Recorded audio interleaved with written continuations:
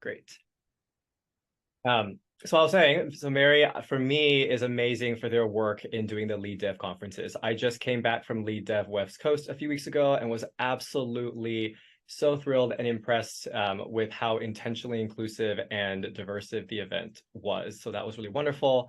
And then Meri is also really passionate about developing tech leaders. As an example of that, they are currently doing this talk at 10 p.m. at night in their local time. So I'm really happy and excited to have them here. The one logistical note that I'll point out real quick is because this is a big topic, we know, and we got a lot of questions in the background. So the original plan on the agenda was to do 30 minutes of the talk and Q&A and 30 minutes of breakout sessions. And because of the volume of people and questions, we're actually just going to take the time from the breakout sessions to do more Q&A. So hopefully that will give people more a chance to ask Meri all of your big questions. And if you have any questions about that logistically for me, feel free to go ahead and send me a message. And then throughout the talk, if you have questions, feel free to drop them in the chat. Great. And then otherwise, Meri, I will let you start sharing your slides. Awesome.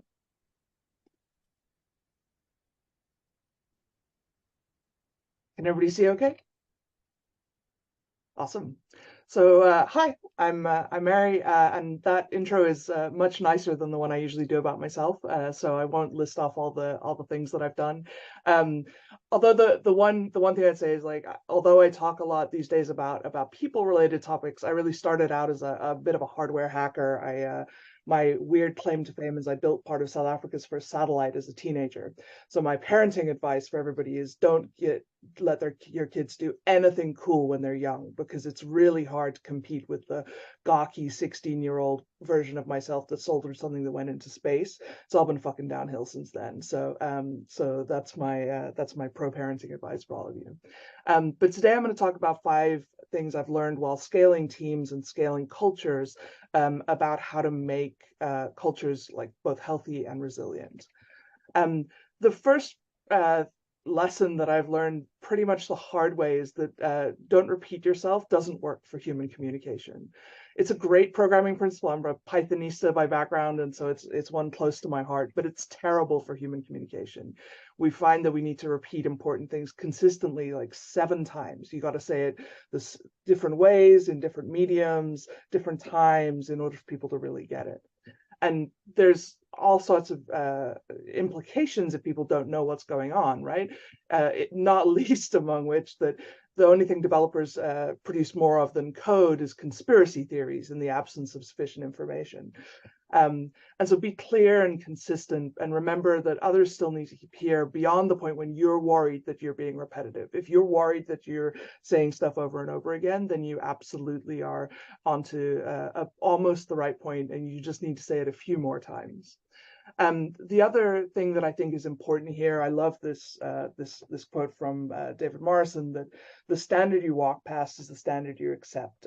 And so I think part of communication as well is calling out what is and isn't okay, and being really consistent about doing that. And we'll talk a little more in the Q&A, I'm sure, about what I mean by this. Remember, though, that we don't just communicate in the present. From a technical perspective, something like an architectural decision record is a really good way to communicate into the future what you were thinking when you made a choice. And that, having been on many legacy rescue missions, I've worked on systems older than myself. I've worked on systems so old they were not just legacy, but vintage, right? You desperately need to know what people were thinking when they made early choices. And so remember to communicate into the future in that way as well. I think that architectural decision records are great from a technical perspective, but if you make like fundamental choices about team team setup or organization or the way that you do things as well, it can be super helpful to record your reasons why, so that people understand the intent behind it in the future as well. The second thing that I've learned over the years is that high-performing teams need you to create the conditions for success more than anything else. We all hate bad bosses. We describe them as clueless, they're empty suits, they're pointless, they practice the seagull style of management, fly in, shout at everybody, shit on everything, fly away again, right? None of us want to be a bad boss. And I remember when I kind of became a manager because it was the only way to move up in the world. When I was in my formative years, there wasn't a route to stay an individual contributor. Honestly, if there had been, I probably would have stayed in IC for a hell of a lot longer if I could have done. But I remember having to become a manager and going, well, if I have to do this, then I just flatly refuse to be terrible at it. Like, fuck that thing in particular. I'm not going to be awful at this. And so I went looking for advice on what decent management looked like. I love this from Katarina Fake. There's 3 types of managers. The shit umbrella tries to protect their team. The shit funnel just picks the person they least like and concentrates it all onto them. Shit fan spreads it around indiscriminately. And I was like, okay, minimum viable decent management is being a shit umbrella.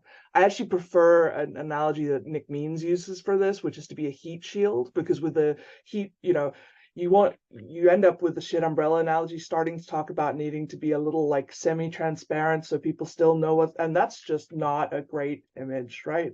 You don't want to get into the imagery there. Whereas a heat shield is, that there's heat over there, but you're protected from it. I think that's probably a more positive interpretation. And so I went looking for research because I'm a nerd.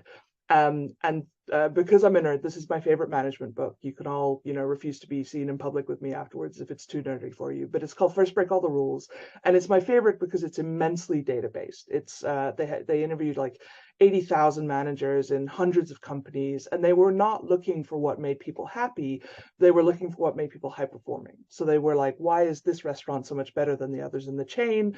Why is this division of this company so much more profitable than the others? Why is this factory so much safer than the others? Every sort of aspect of performance they were looking at. And they discovered these 12 questions that predict high performance.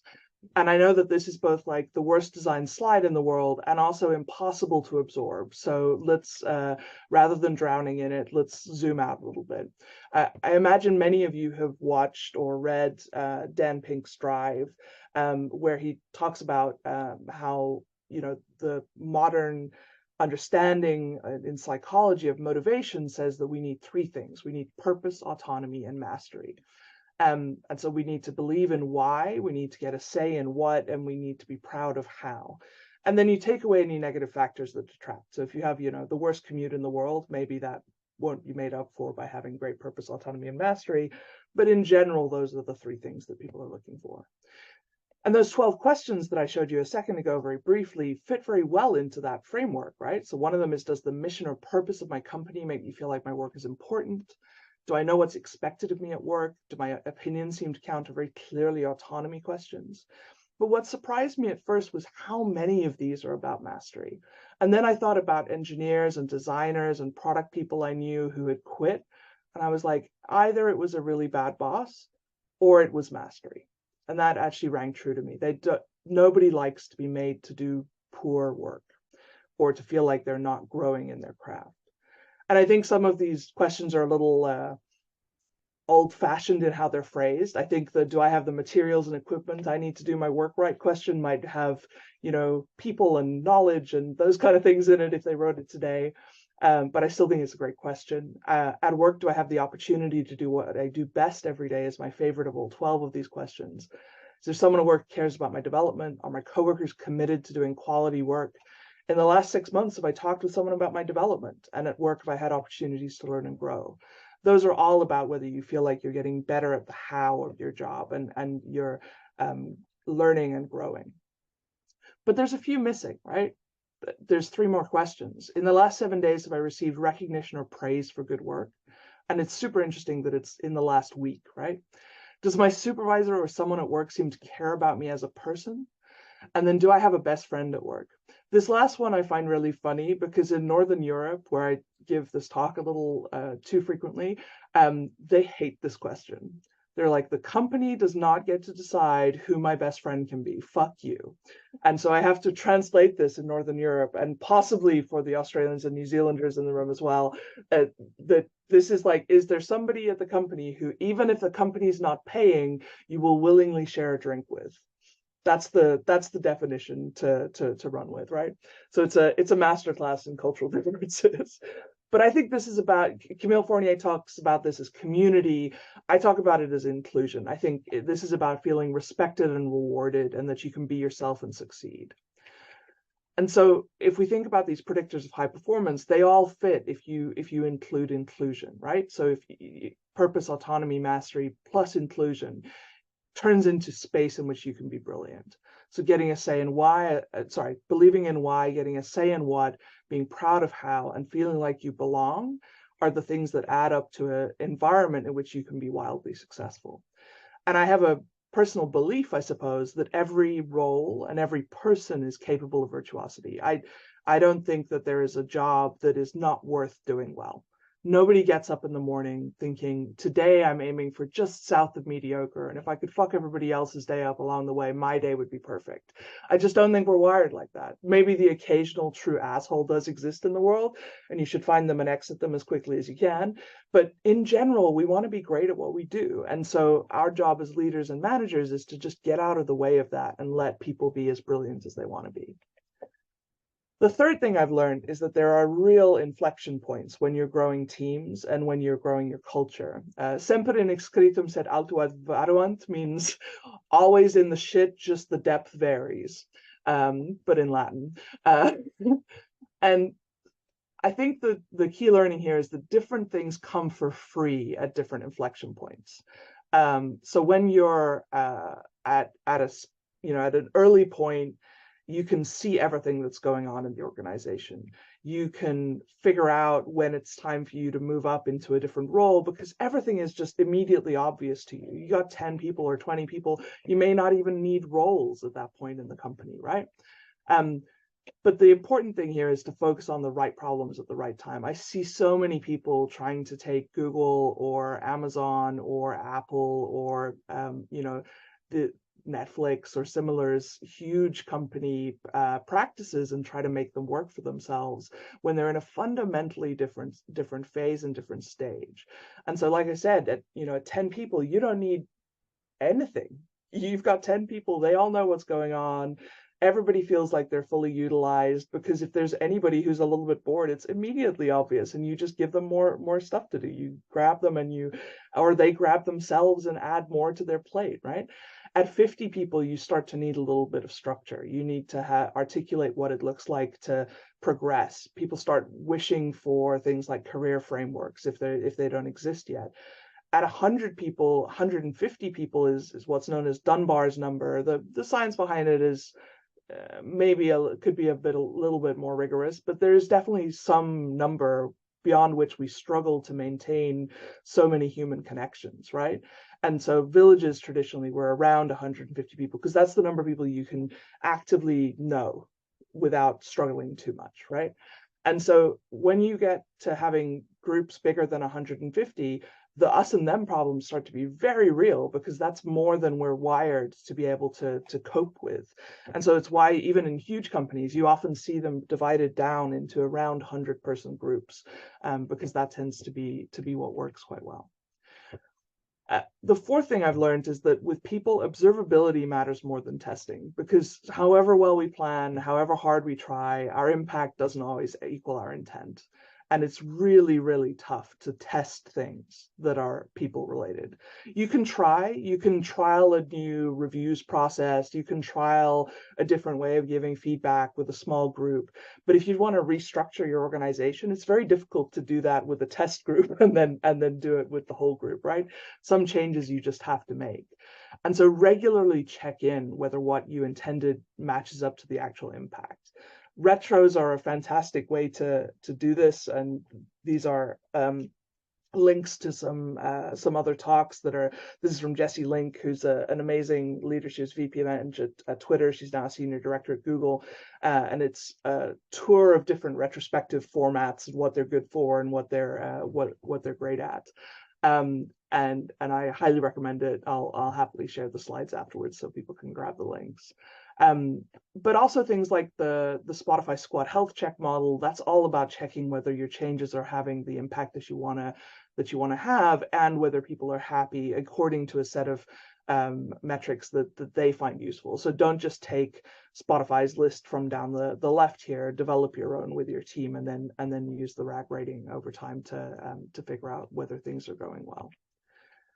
This is from a guy called Sam Barnes, a talk he did at a very early lead dev called "People Are Weird and I'm Weird." But one of the things he talked about was setting values at the team level and then measuring as part of the sprint retro whether the values are being lived up to by everybody, whether everybody felt like you were getting enough in terms of being adaptable and evolving and learning and being happy and so on.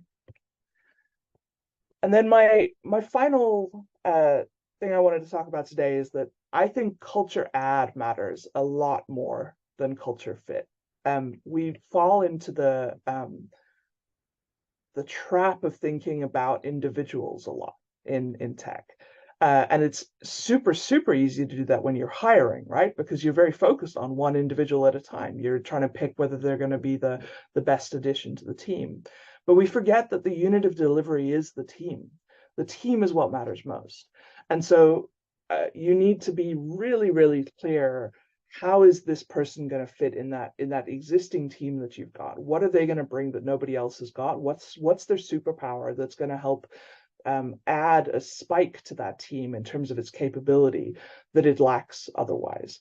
Because what we're in a really ideal world, what we're trying to do is find a situation where everybody has the opportunity to do what they do best every day. If you can get the best out of everybody, and that adds up to an amazing team, then that's the best situation to be in. And we need to stop leveling people out to equal consistent mediocrity, which is what happens if you tell people only to work on their weaknesses, right? Going from bad to okay takes a huge amount of effort. Going from okay to brilliant takes just as much effort.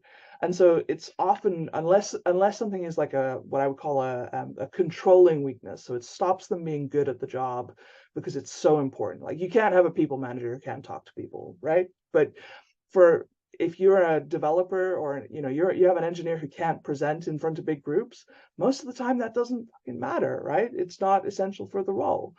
And so instead, let's focus on getting the most out of difference. We need this sort of shift in perspective, and to stop thinking of it as if we're interchangeable resource units. And I always tell engineers that if they're called resources by their managers, they should refer to their managers as overhead until they stop it. So feel free to take that into your teams. But we're more like colors or flavors, right? We're better in complement or in concert with each other than we are being thought of as these sort of individual ingredients that never come together. The Avengers are cool because they're good at different things. I would watch the hell out of a 7 Healx movie, but I think that the Avengers are better because they're good at different things, right? You definitely couldn't send Hulk in to do what Black Widow can do, right? There's a definite spycraft element that he's missing. And so what if we think of this of people and of roles as a matter of casting? How do we assemble a great team with complementary abilities, I think, is the much more interesting question. And I'm a huge fan of this movie. If people haven't seen Ghostbusters from 2016, I got very annoyed at the time. This will tell you a lot about my attitude to inclusion. I got annoyed at the time that there were man babies on the internet whining that women couldn't be in Ghostbusters. I saw this movie 11 times in the cinema, and I took 100 people with me over the 11 times. So there is a data scientist somewhere in the center of the Odeon cinema chain who still doesn't fucking know why it ran at Leicester Square for 15 weeks. But turns out if you fill the cinema every week, it runs for another week. By the time we went the 11th time, they were giving us posters and stuff because they were so entertained at us turning up every week to watch it again. But again, they're a team that is cool and amazing because they're very good at very different things, not because they're all the same. Also, if you watch this imagining that Chris is the Clark Kent of Thor, it is an even better movie. I highly recommend rewatching it with that in mind, because he plays the ultimate bimbo in this, and it's wonderful. And so I talked a lot about that kind of inclusion aspect and trying to help people be their own version of their best, get the most out of who they are. But how do we actually do that? That's probably one of the more challenging things to achieve in a culture, right? And I think people are asking themselves these three questions when they're considering whether to join somewhere, whether to stay somewhere, whether to say yes to a promotion. People do say no to promotion sometimes.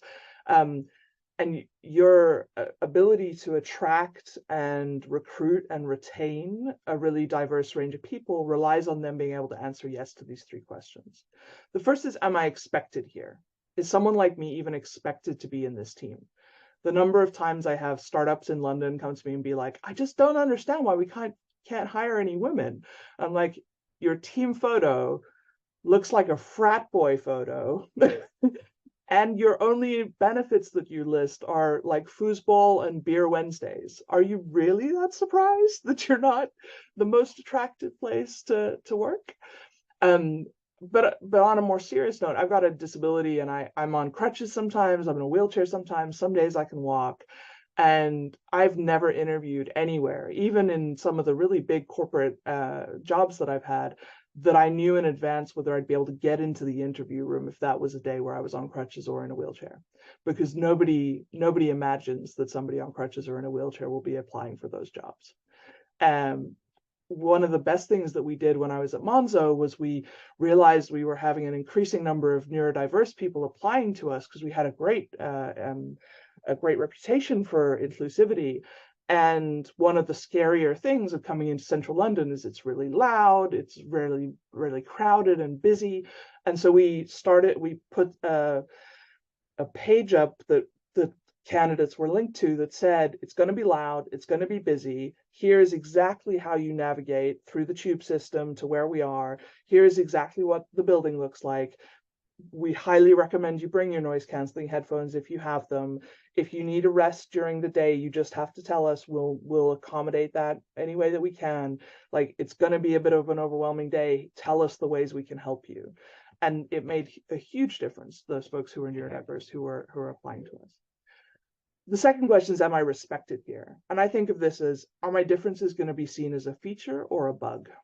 And a lot of this is about training people on unconscious bias, making sure your interviewers are not saying terrible things to people by accident or intentionally.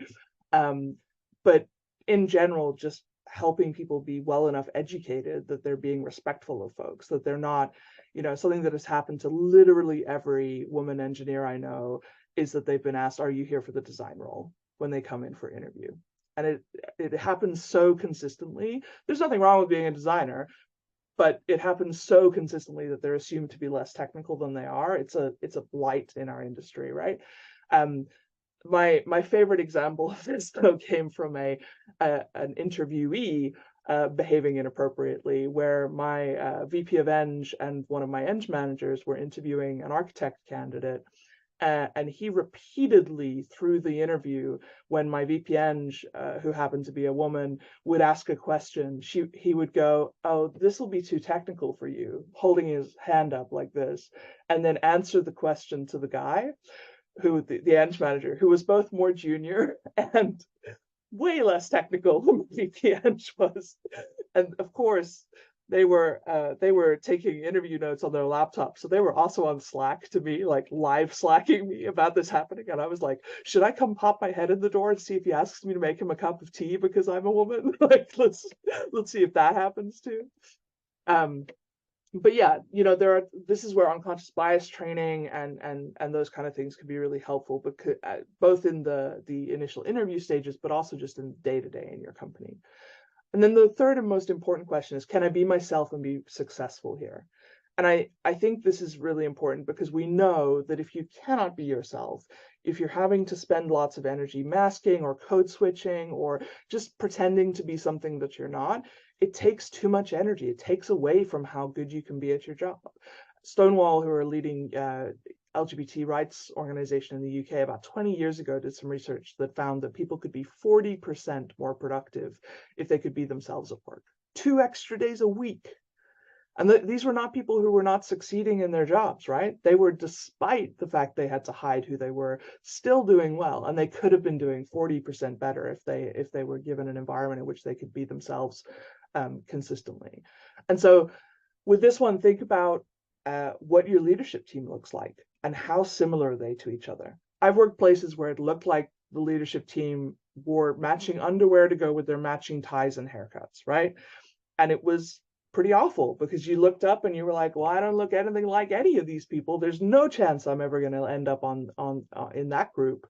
And so sometimes something that can be useful here as well is to just think about how your leadership team presents to the company and to the world, because even if they may be alike in some demographic ways, they're probably, hopefully anyway, different from each other in other ways. And so sometimes you can get a long way by emphasizing the differences in paths and similar. So if you have someone on your lead team who didn't go to university, for instance, it's worth making sure people know that. It tells everybody else in the organization who didn't go to uni that there's a chance for them to get up into that level as well, and similar. I mean, the ideal is obviously to have a truly representative leadership team, but if you lack a truly demographically diverse leadership team, then at minimum you can show that they're different from each other and they are successful in different ways in order to show that path for people.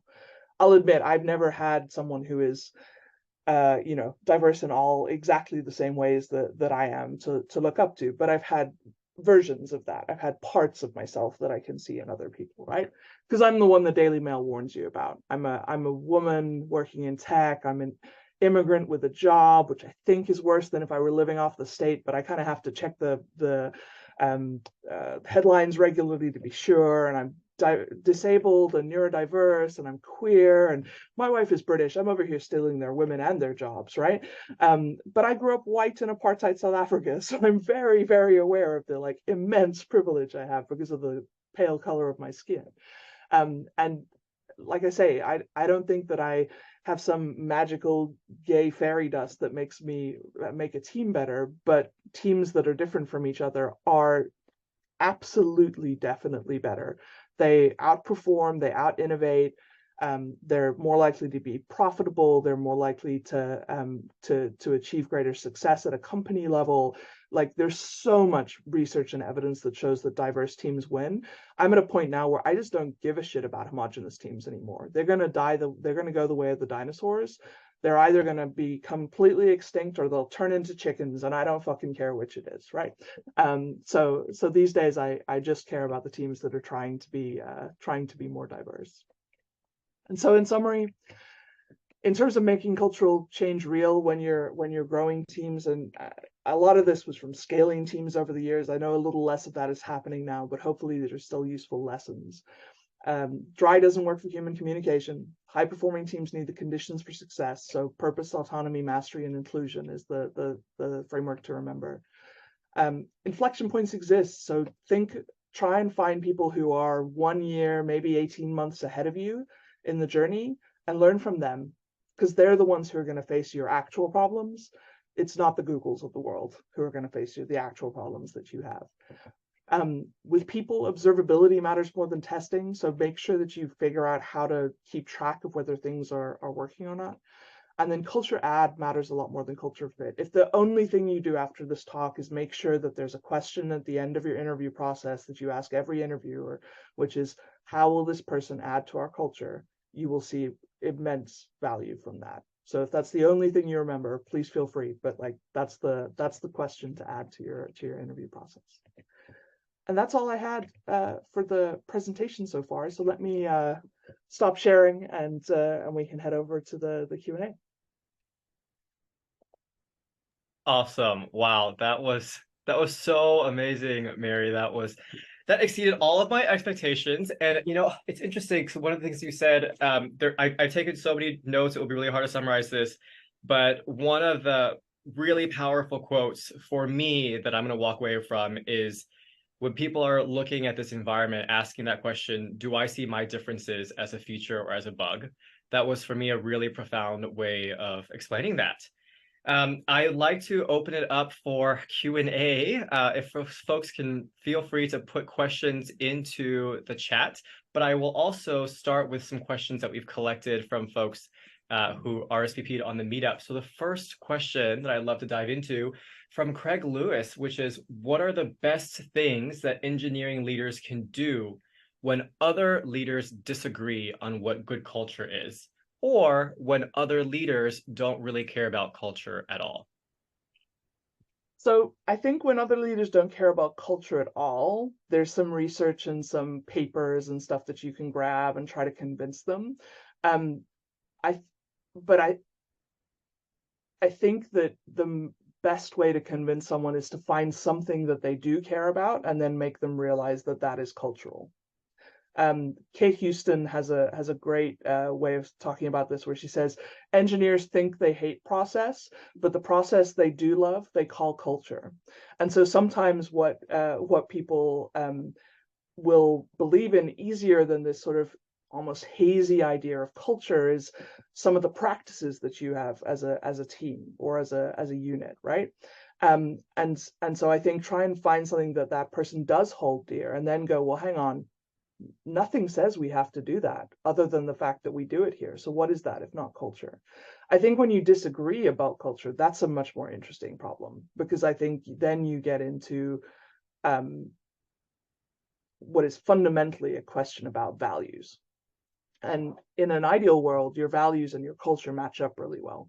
You're not an Enron example where they had all these aspirational values on the wall and then Enron still happened, right?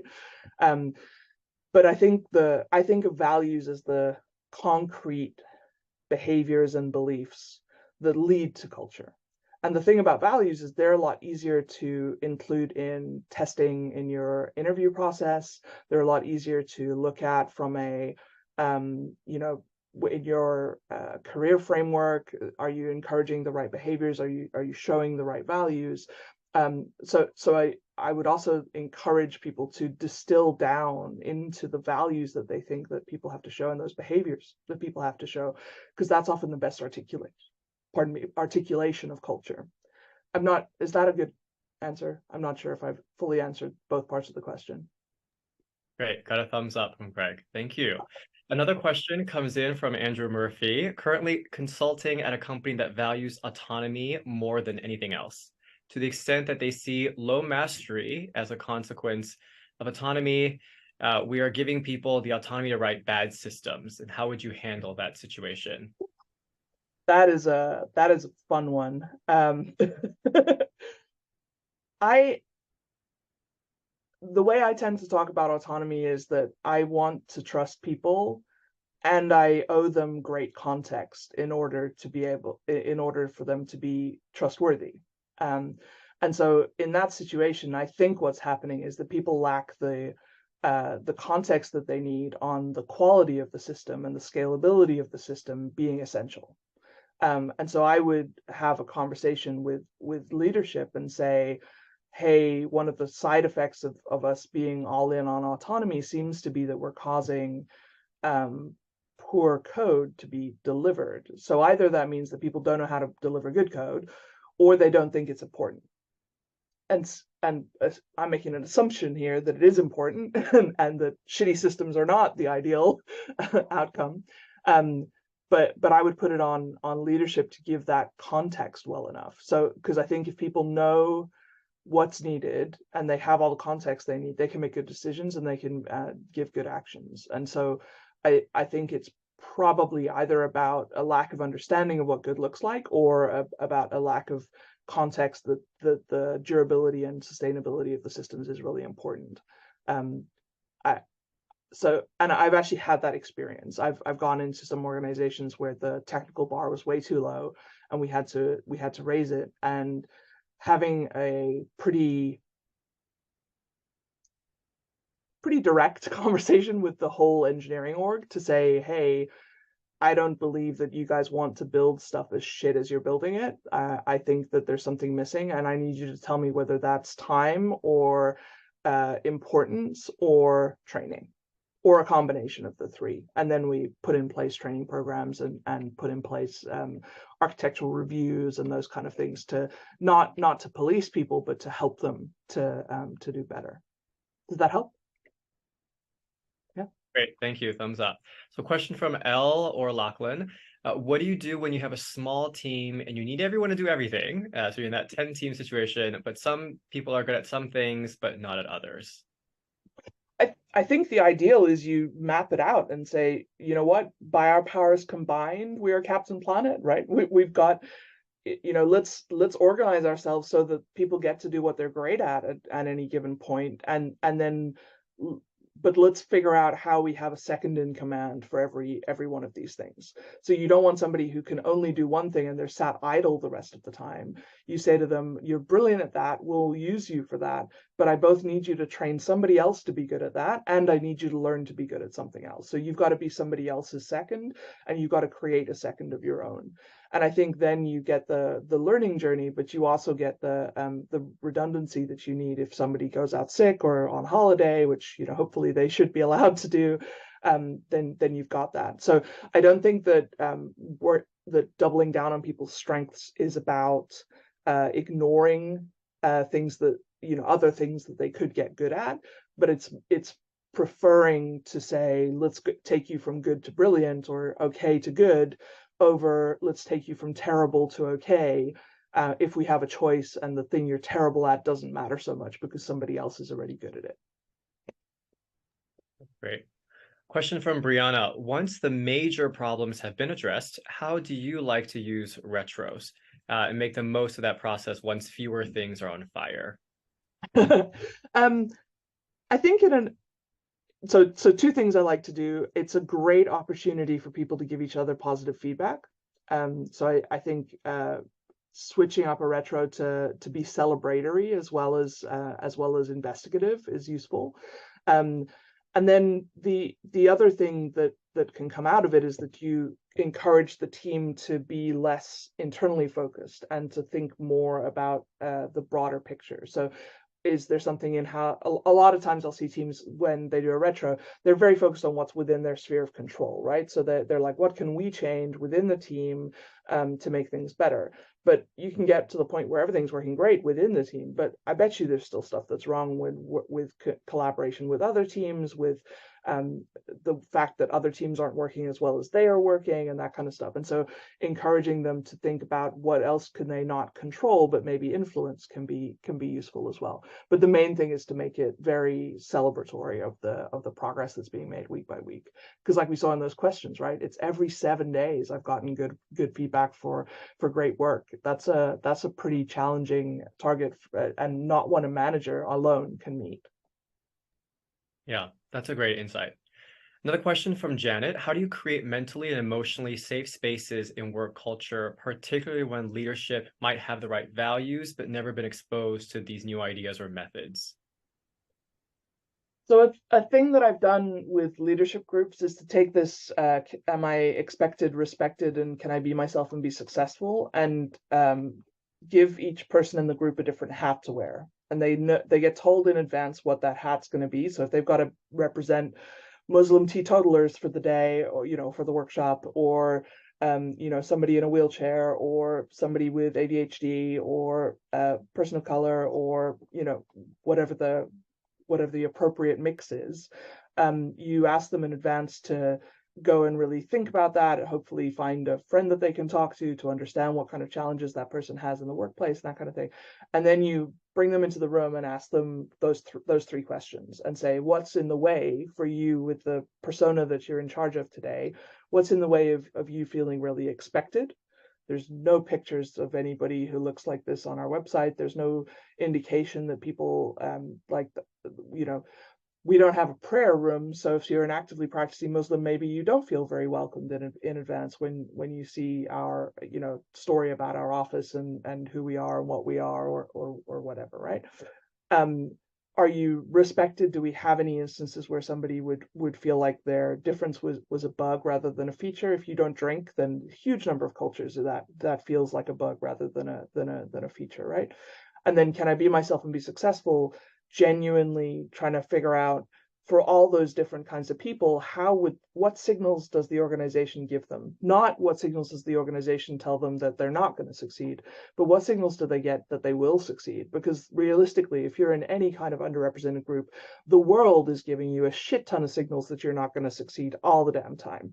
And so even a neutral environment organizationally is not neutral. It's negative. because the context that we're in is so negative for the for all of us who are in underrepresented groups, that we can't assume that no information is good news. No information is just as bad as the rest of the world. And so I think that's a specific exercise that I've done with a lot of leaders that that seems to have helped. Great. Amazing answer. I'm going to switch it back to online to ask these questions. From Stella, could you share some anecdotes about balancing culture building and driving results, especially when sometimes they might not align, and how do you make that trade-off? So I think in an ideal world, but it's an ideal world, your culture's not at odds with delivery and with getting shit done. Because like I said earlier, people love to be great at what they do. They don't want to wake up in the morning and be mediocre. They want to be great. And so ideally you figure out the ways that your culture is holistic and includes delivery and includes getting shit done and includes making things happen for the customer or for your colleagues or whoever's appropriate in your particular happenstance.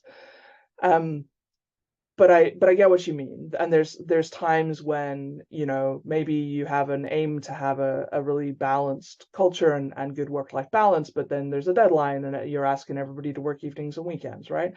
And so I really go back to that quote about the standard you walk past is the standard you accept. I think the things that we do show what we care about. And so if you say that you care about work-life balance or people's personal, having a right to a personal life, but then you repeatedly only celebrate people who work late and work weekends, then that is what your actual culture is.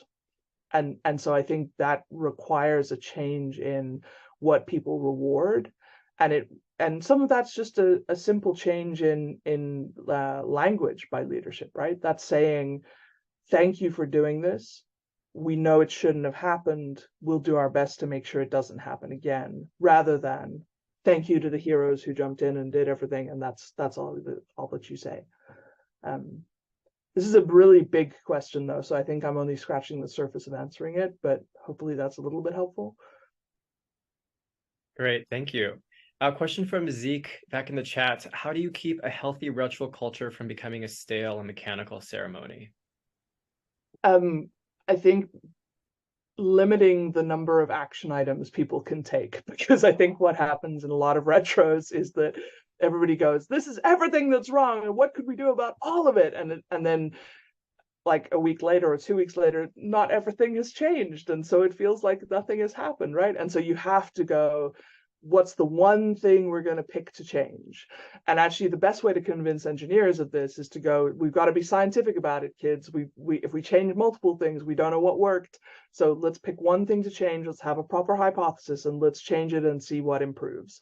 And I think that's the key, because if you try to take too many actions out of every retro, it's just too easy for it to become horribly repetitive and really demotivating for people, that they feel like they're saying the same things over and over again, but it's never getting better. And so sometimes it's you run a retro and it's a everything that's wrong in the world kind of retro, and that's appropriate. But then I think you guide future retros to be a little more focused around the specifics. I also think that changing up the actual retro format that you're using can be really helpful. So I've the Jessie Link's talk that's in my slides. She even looked at she used some methods like drawing the sprint, which I am nowhere near visual enough to do that successfully, but it apparently worked really well for one of her teams. And there's lots of different styles and formats that you can use, and so changing up what style and format you're using uncovers different things as well. Awesome. And this is a question from Tong in the chat and then also online. How would you make a case to an organization to start investing in and hiring more juniors? And then specifically on the hiring question, when might you determine the best time to hire a person to be? So I think in terms of getting more junior folks in, the main arguments that I tend to use are they'll tend to stay longer. They develop great expertise in the company and like lots of great context. And if you can give them a good start in their career, then they'll typically give you more like 3 or 5 years, where average tenure in more senior roles tends to be 18 to 24 months. In Europe, anyway. Your mileage may vary in other parts of the world, right? And so, and then the other argument I use is that we can't have people who are senior unless they're coaching people who are more junior than themselves. So if you have a bunch of alleged seniors who have nobody to coach, then they're not seniors. They're just mid-levels who have a lot of responsibility, because they're not showing the full range of behaviors and expectations that you expect of senior engineers anyway. Got it. And a question from Stephanie, which is, how do you feel about the current trend of seeing your work colleagues as family? And what are some of the impact of that on the modern workplace and on leaders? I think it's horrible and toxic. So, because you can't lay off your family. I was a queer kid growing up in South Africa. I would have loved to lay off my family. I was not allowed to. I think it's really toxic. I think that having your work environment be somewhere where you care about people is fine, and somewhere where you can have friends is fine. But I don't think that your work environment should be your found family. And I think it's a pretty, I can understand where some like founders and stuff are coming from, where they hope for that or aim for that. Like I've actually worked for someone who said, like, I started a company because my parents got divorced when I was 18 and it really messed me up, and I wanted to create more stability around myself. And then he is the CEO that I've worked with who takes it the most personally when somebody quits, of anybody I've ever met. Everybody in New York, like one of the factory workers would quit and he'd be like, they're dead to me now, kind of thing. It was just, it was really weird. And so I think it can be really really toxic. I don't think it's a good way of framing things. And I think you can get a lot of what people actually like about that, about treating people as humans and bringing your whole self to work, and being able to be yourself amongst your colleagues. I think you can get that without having to say that you're like a family or that you are a family. So it's, yeah, I'm very against it, I'm afraid. Great, great. I'm going to ask one last question, and it is a combination of two questions that we got, which is, how do you foster a culture of feedback? And specifically for engineers, how do you help engineers be more open and resilient and less fragile to constructive feedback? So there's a really good book called Thanks for the Feedback. They did a talk at Google that I would also recommend watching. And actually having the whole organization trained on how to give feedback is very useful. So telling people, here's how you give feedback, focus on the action and the impact that it has. Don't tell somebody they're a bad person, or don't give feedback that makes it sound like a characteristic of themselves, but give feedback on the actions that they take, the behaviors that they show. I think can be helpful. Don't use the shit sandwich. Don't tell people a good thing, then a bad thing, then a good thing, because one of two things happens. Either you get people bracing for bad every time you say something good, which is not a good outcome, or people are like, 2 out of 3 ain't bad, I'll ignore the bad thing, depending on how optimistic or pessimistic they are, right? And so I don't think the shit sandwich is a good idea either. A lot of times when an engineer is super defensive, it's something that they're already aware of. So the other thing I would suggest in one-to-ones is create space for one-to-ones to be more like a personal retro. So ask them, what do you think's going well? What do you think's not going so well? And actually, if they bring up the bad behavior first, it's a lot easier for them to be less defensive about it. And so helping people get to the point where they trust you enough to be like, well, I'm worried that I'm not doing great at developing up our younger colleagues in my pull requests reviews or whatever, right? If they bring it up, it's a lot easier, and it can help you know whether they've got that self understanding and they're just not sure how to work on it, or whether they're oblivious as well. If you can create that space in which they can be a little more open about what they need to be better at. The other thing I think that is useful is to try and get the team to share with each other what they're trying to get better at. Because I think that normalizes needing to get better at things. And then teams can support each other as well. They can, if I know that you're working on giving more constructive feedback in PR reviews, then I can note that you did great at that today and drop you a quick Slack and say, hey, that was a much better than usual one. Thank you for investing the time in it. And then teammates can help each other with positive reinforcement as well. Great. Amazing. Again, thank you so much. It's really clear to me, hopefully it's clear to everyone here, that Meri really walks the talk on doing culture and doing diversity, equity, inclusion. Actually, fun fact, and Meri, I read this in an interview or another talk, so I think I can share it. But I know that for you, it was really important to keep this chief technology officer title rather than product, because you wanted to be an example of a really senior technical person. So that's really amazing. And I'm going to stop the recording, but then we have a couple of last things to just wrap up.